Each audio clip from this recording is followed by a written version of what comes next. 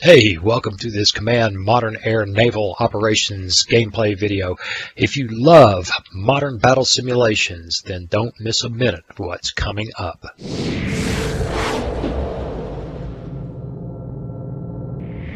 Hey, welcome. It's time to play some Command Modern Air Naval Operations. Well, we have completed the basic air warfare syllabus, and I think I've linked this page in every video, but let's take a look at this thing. This is what we've been working through, and we just finished this one right here. So now we're going to jump out of basic training and get into some further submarine tutorials. I'm not sure that these 3.1 to 3.4 they become available. I don't know when this was published. We'll have to take a look. We'll also have flight tutorials 7 and 8, which ought to be interesting. Air refueling tutorial. I think I said something about that in the last video about trying to learn what's really up with tanking. I really don't know. Uncle Mark's tutorials. I think we played a little Uncle Mark. Yeah, back up here. And so I'm looking forward to those. And then some full scenarios. So we've made some real progress. So today we're going to get into the submarine tutorial 2.1. We may try to get 2.2 added in. Let's get that out of here. So I've been chattering along for a minute and a half. What do you say we jump in? And doesn't look like those submarine tutorials. They may be in the submarine standalone. I don't know. It doesn't appear they're here, but this is what we're going to do. We're going to get into intermediate submarine operations, introduction to submarine ASW. This is a fifth in a series of tutorials. I can say that word if I try hard. Tutorials designed to teach players the fundamentals of submarine operations in CMANO. In this tutorial, the following topics will be covered: towed array placement, convergence zones, contact localization, and wire-guided torpedoes. So what do you say we jump in? But before we do, if you've been following along for all these videos, admittedly, some of which have been rather clumsy on my part, but if you're still here and you haven't subscribed, what's keeping you from hitting that subscribe button? Hit that subscription button, hit the bell notification so you know when I've posted another video. Like and share. And most especially, it's not a good day for talking, is it? Leave me a comment. Okay, so let's load her up. Now there's let's see, should we go through this? Yeah, we might as well, since welcome to Basic Submarine Operations 2.1. In the scenario of command of a United Kingdom nuclear attack submarine. Using pop-up messages, you will be guided to the following topics. It is a bad day for my speaking ability. Towed array placement, convergence zone, contact localization, and wire-guided torpedoes. Our mission is to destroy a Chinese nuclear attack submarine transiting through the area. Now, let's jump in. This scenario irritates me from one point of view. It really expects you to finish it quickly. And if we leave these on, and by the way, if you are interested in it, you can come in here under the message log. Yep. And if you kill this right here, the special messages, these things won't pop up anymore. So there you go. There's your deep, dark, secret CMANO tip for the day. I think we'll leave it on, even though it'll probably come along and say, you weren't fast enough, you lose. Well, I've had it do that to me a couple of times, and I was able to hunt the guy down. I'm not sure what the rush is. We're here to learn not to meet an arbitrary time target. So I think it's probably worthwhile going through this. Up to this point, we've been hunting comparatively easy surface ships in our lessons. That's a long time ago for those of us who've been doing this string of tutorials. Surface ships are constrained to one depth. No kidding. And they are inherently noisy. Okay, I'm going to try to go through this quick. Submarines, on the other hand, are able to change it up, make themselves more difficult to detect, as well as being much quieter. You'll notice that the Trafalgar has very long sonar sensor range with 4 convergence zones covered by the radius. 1, 2, 3, 4. She's got some pretty good sonar. Here we can see, if we look it up, we'll come over here, sensors, and let's see, type 2065 towed array. There it is, passive only towed array. We're not going to turn this on. That if we were to turn this on, it would, I believe, yeah, all of a sudden the active sonar is going to town. We don't want that. So in previous lessons, we relied chiefly on bow sonar, ESM, or offboard targeting to detect our targets. While hunting submarines in open ocean, a towed array allows not only extra range to detect targets at long distance, but also allows us to search above and below the layer at the same time. Now, this is the important part of this lesson, if you ask me. Right there, allows us to search above and below the layer at the same time. With a bow sonar, we're constrained to searching in the thermal layer the submarine is in. That is, if we're above the layer, we'll be searching above the layer, and if we're below the layer, we'll be searching below the layer. Submarines equipped with a towed array that are shallow or periscope depth use their towed arrays above the layer, and those that are just under the layer or as deep as possible use their towed arrays below the layer. However, submarines, I did it right and I screwed up. Submarines just over the layer trail their towed arrays beneath the layer, while their bow sonar remains above the layer.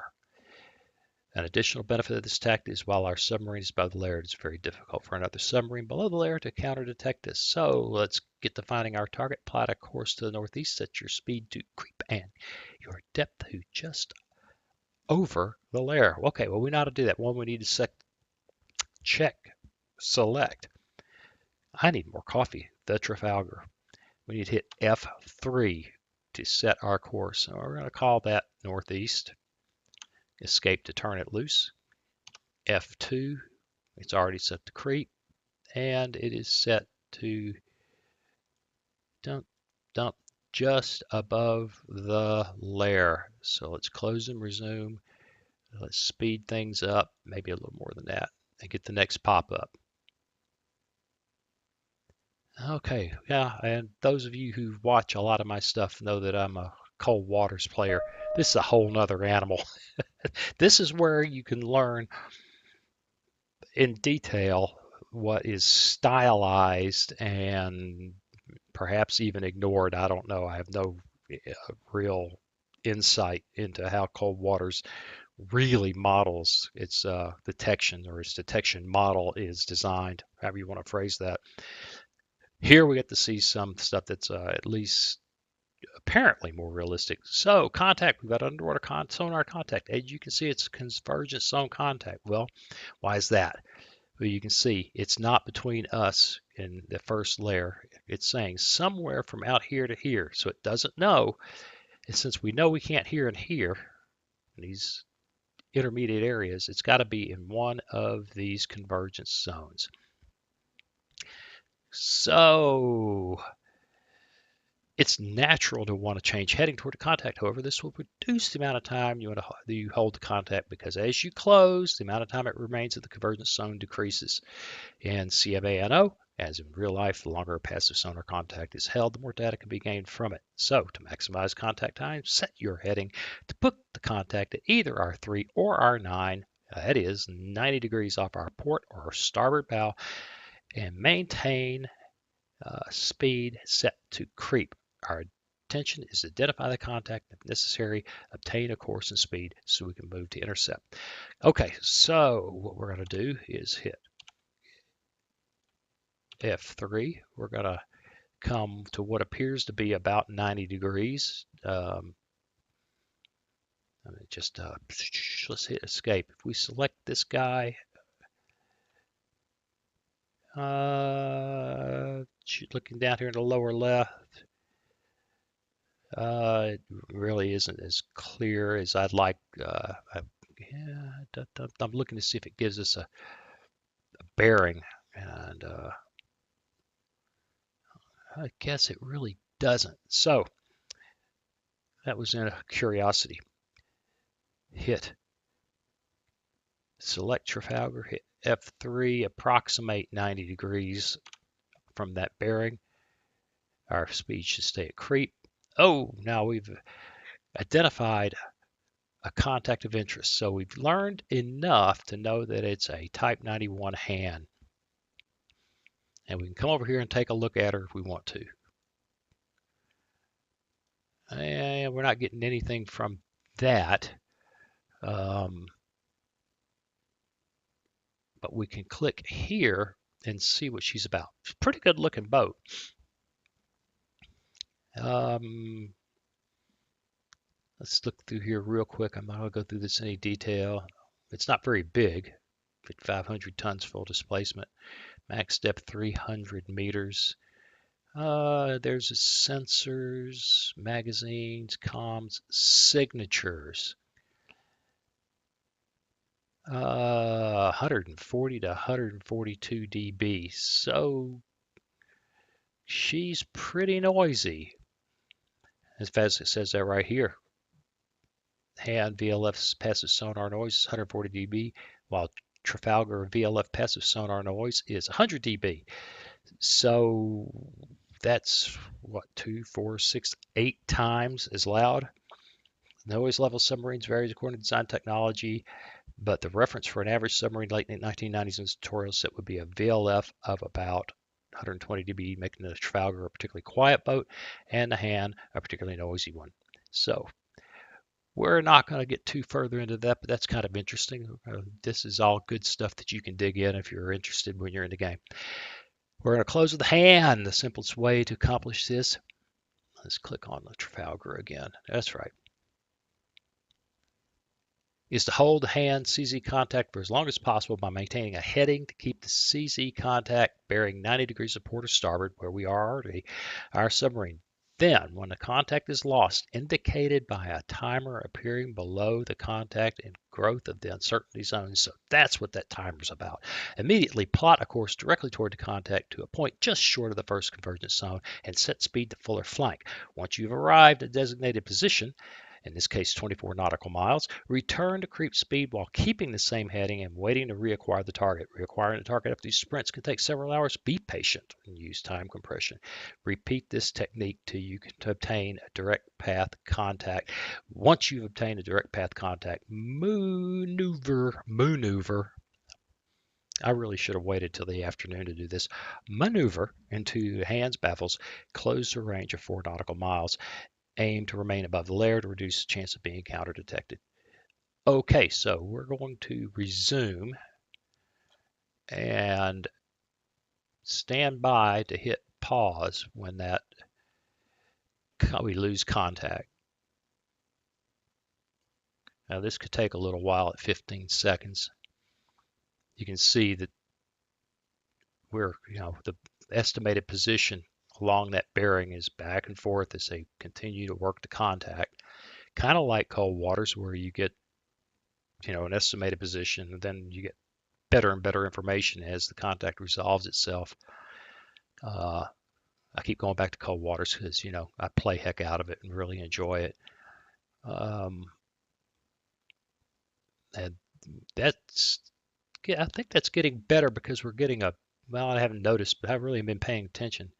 But we've got a bearing on it. I think she's going in this direction, and there's her baffles. And now let's hit the speed up. Let's get on that. Yeah, 30 seconds. Speed this up a little bit. See if we can get to where we need to go. I said, there it is. There it is. We've lost her. Okay. So the technique is head straight for her to a point just inside of the first convergence zone, because we know that she's not inside of this area, otherwise we'd have a direct path contact. F2 and hit the gas. And then when we get here, we stop and start listening again. So here we go. And you can see the uncertainty zones growing bigger and bigger and bigger all the time. And stop. Okay, get back to F2, creep, stay on that bearing, and listen.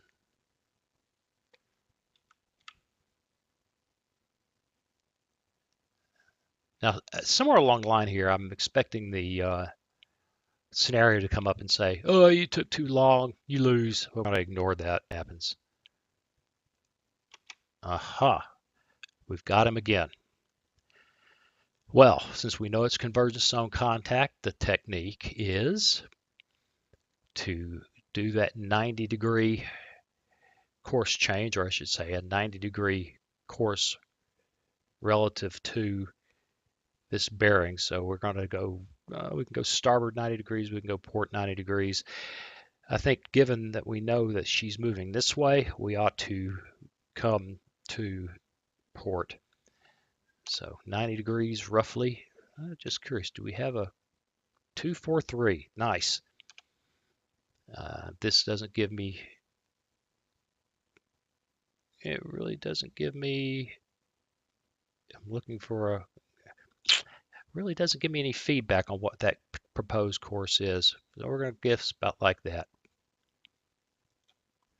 And hit escape. Remember, this is to keep, when you're playing cold waters, you do the same kind of thing. You turn when you have an uncertainty in a contact, you turn to see if you can improve the quality of your information. Here we're seeing how that works, at least the way this game, yeah, I've never done this for real. What do I know? But I'm assuming that this is reasonably accurate. Here we go. And we're waiting for that contact to resolve. There it is. I should have been faster than that. And we'll do a quick screenshot. Yes. All right, now we go back to our dash. First, we get F3, approximate that bearing to the inside of that first convergence zone. Hit F2, go to flank speed, and go. And wait till we get here. Has nothing to do with this guy's doing. It has everything to do with getting to this point. And we're there. Okay. I was a little slow that time. F2, go to creep, and we wait. Oh, we have a direct path contact. She's at 243 at 10 knots. That's her heading 243. That's not her bearing on us. Course speed, attitude. Do we get a bearing on her? Now I keep saying that was her, like her bearing, but now that I realize that's 350 or something. I don't see that we do. Maybe it's in here somewhere and I'm just not sure. We have her course, her speed, her depth at 984 feet, so she's well below the layer. Now we need to maneuver to get inside of this range, somewhere in this zone. I'm feeling pretty good about my my course right now. I don't want to speed up a bunch. Let's come. Oops, wrong. Let's come to port a bit and go for that. In fact, let's change that. Go for that baffles position. All right, we ought to be there. Now, she's making 10 knots. Go for an intercept. F2 to 15 knots. Hope she doesn't hear us. She's still at 984 feet. And one thing I'm going to do, let's take a look here. Weapons, no, that's not the way to do it.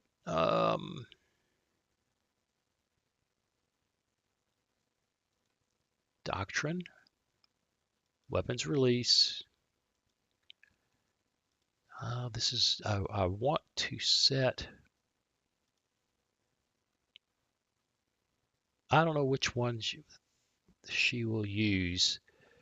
Go down here to submarine unspecified, weapons per salvo, 2 rounds. Let's go to 1 round per salvo. Firing range inherited automatic. All right, and I really would prefer, oh, you know, if we go to general and we go to anti-submarine warfare, nope, we go to rules of engagement. Aha! Weapon control status, hold, do not fire except in self-defense. That's cool. That's what I'm looking for. Okay. And okay, if you open, this is a quirk of the interface. If you open that and then hit the space key, which is supposed to start resume, it reopens that window. I don't get it. All right, we are going to adjust our course a bit. Hanging back here in her baffles. And we're almost there. And we are. Shift F1. We're going to give her, should be able to shoot 1 spearfish and get out. And here we go. Let's slow things down. Oh, yes, yes, yes, yes. I'm learning how to do this. Who could ever have imagined? And I am setting up for a screenshot. And there it is. Slow it down so we can enjoy watching that spearfish closing. I wonder if I hit F11 with it now. Let's leave it alone.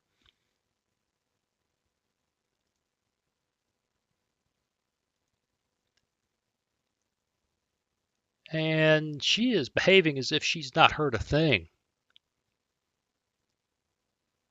So I think she gets splashed.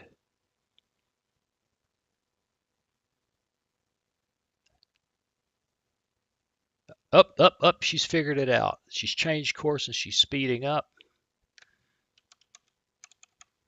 Select. Oh, run. You'll just end up tired. He's got a 55 knot overtake on you. Boom. And our score is 100. We used 1 spearfish. They lost 1 Type 91 Han, and there you go. So that's actually quite informative and a hell of a lot easier to do than air operations. All right, well, we're 23 minutes in. I think we can load another tutorial. Let's go to 2.2. Intermediate Submarine Operations 2. Intermediate Concepts in ASW. This is the 6th in a series of tutorials designed to teach players the fundamentals of submarine operations in CMANO. In this tutorial, all topics will be covered: differentiation of underwater contact, sonar, masking, sprint and drift, and cavitation. Let's jump in. Okay, we've got the command of a French nuclear attack submarine. Using pop-up messages, you will guide it through the following topics: differentiation of underwater topics, sonar, masking, sprint and drift operations, and cavitation. Your mission is to destroy a Libyan diesel-electric submarine hiding amongst a civilian fishing fleet. So, let's get in. All right. It's the Amethyst. So far, we've been hunting targets without need for careful analysis. of detected contacts in order to determine identification. In many scenarios, designers will add biologicals and civilian shipping. This complicates submarine and anti-submarine operations, as not only do the spurious contacts need to be investigated and identified, but noise from these contacts can be used to hide enemy submarines. Sonar works best when submarines moving slowly and there's less noise from water rushing over the hull, and engines and propulsion system of the submarine produce less noise that can drown out other contacts. The downside to this is that moving at slow speed, quite obviously, means that you can't quickly cover ground. Sprint and drift operations are a compromise. With sprint and drift turned on, your crew will automatically sprint ahead as fast as possible. Flank speed if avoid cavitation is offered, just below cavitation speed if avoid cavitation is turned on, then slow to creep speed periodically. The duration of time spent at each speed will be determined by your desired average speed setting, either dragging the slider or entering a number in the throttle and altitude settings windows. So then it goes into a discussion of cavitation. I will take a quick breath and allow you to read this on pause. Pause the video and read that. Okay. To your south is a fishing fleet going about its business, searching for and catching schools of fish. It is amongst the fishing fleet. Amongst the fishing fleet, a Libyan Foxtrot diesel electric sub is hiding. Let's go find that sub. We've got a ground to cover, so we're going to make use of the sprint and drift option and throttle and altitude setting windows. Plot a southerly course. Open the throttle and altitude settings. Check the boxes marked sprint and drift. Just for a while there, I thought I was able to read, but I fell apart again. And avoid cavitation. Ensure that your submarine is set to just over the layer for depth, and desired average speed is set to 12 knots. Right. Okay. Well, we've got our F3 course going, so we're happy. Let's get in here. We're going to set sprint and drift. We're going to set avoid cavitation. We are going to be just above the layer. We've got 12 knots set as our desired average speed, and we should be able to. Let's kick it up to 15 seconds to see how fast things develop. Well, we have a contact. We are making 5 knots. It is another thing to notice is look how small she's got one whole convergence zone. Now, it might have something to do with not just her sonar suite, but the depth of the water here, which is only, yeah, you know what? It probably has a lot to do with her sonar suite. So she's a pretty boat, tiny little thing. Anyway, you can go through all this. Just note, and like the last scenario, we've got one whole convergence zone. Now we can, it's making 5 knots. We can go through the whole, get her selected again. Give her 90 degrees and escape. F2, we could jump in here. And let's see if we can watch her speed. She gets a classification here. Ooh, all right. Now we've got a contact that is in the direct path. So, close with the contact till it's classified. All right, well, we can do that. F3, let's point in that direction. F2, let's get in here, kill the sprint and drift. Go ahead and stay at creep. All right, it's been classified as biologic. It's a catch-all for fishes and whales. Now, what is important in here, if I can get a hold of this, there we go. Like we discussed earlier, biologics confound submarine and anti-submarine operations not only because they need to be investigated and classified, but the noise generated by these contacts interferes with the detection of and can possibly totally drown out noise for submarines or surface ships along the same bearing. This effect of sonar masking depends on the loudness of the spurious contact.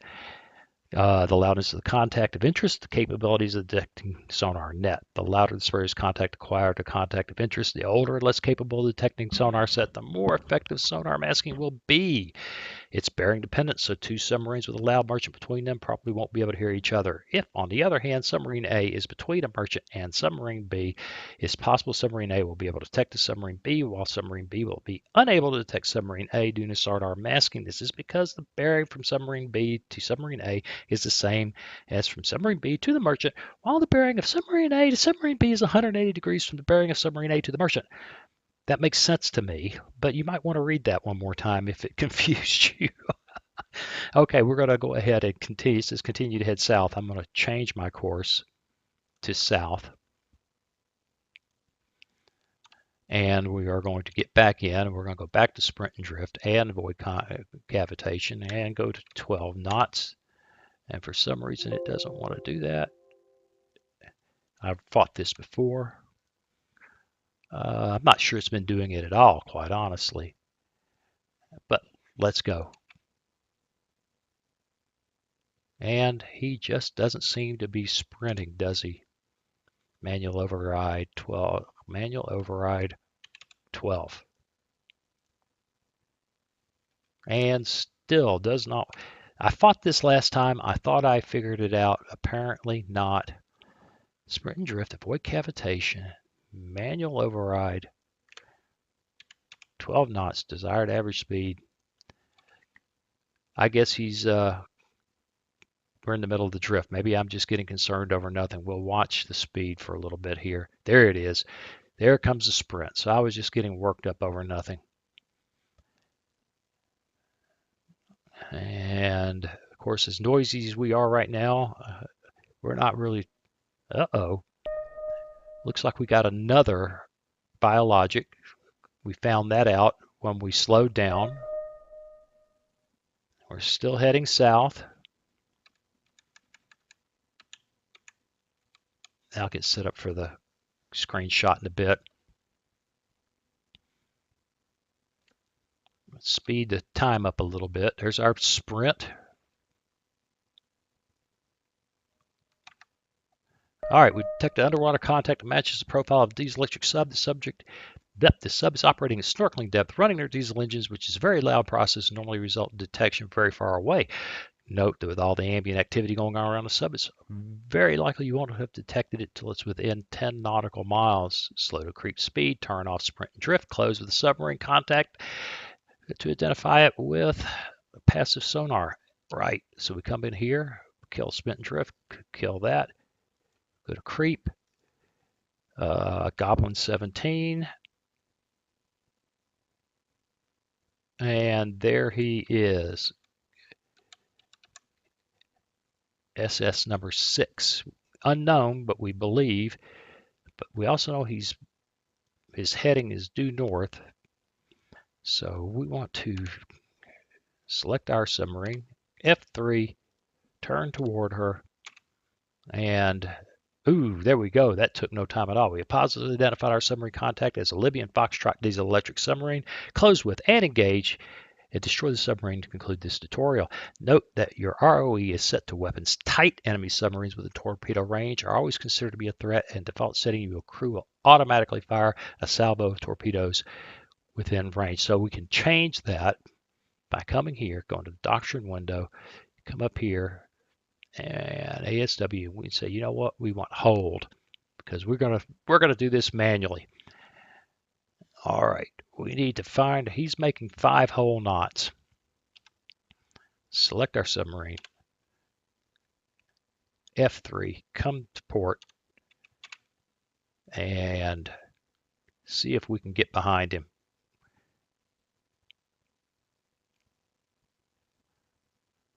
All right. I think that's working out quite nicely. He's right at the surface, isn't he? Okay. Ooh, we've lost him.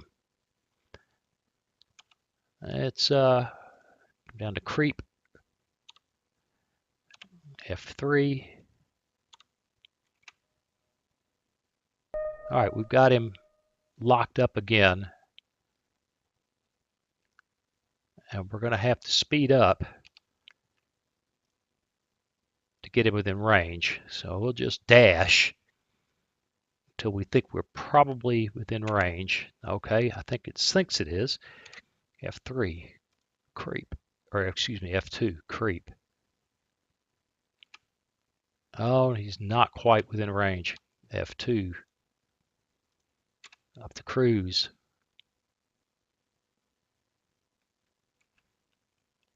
F3, change the course.